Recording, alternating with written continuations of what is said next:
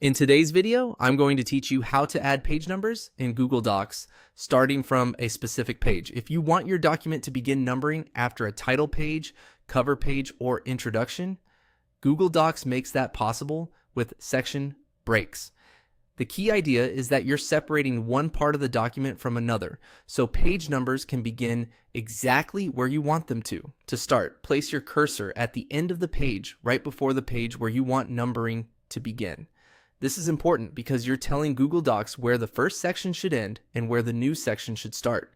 For example, if you want page numbers to begin on the second page, click at the very end of page 1. Next, go to the top menu, click Insert, then Break, and choose Section Break. Next page. This creates a new section starting on the following page. That section break is what gives you separate control over headers, footers, and page numbering for the rest of the document. After that, go to the page where you want the numbering to begin and double-click either the header or the footer, depending on where you want the page numbers to appear. This opens the header or footer editing area so you can adjust settings for that section. Now, look for the link to previous option. If it's turned on, switch it off. This step is essential because if the new section stays linked to the previous one, any page numbering changes you make could affect earlier pages too. Turning it off makes the new section independent. Once that's done, go back to the Insert menu, choose Page Elements, then select Page Numbers.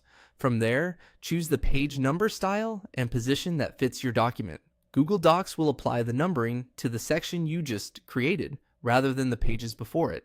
This method lets you start page numbering on any page in your document.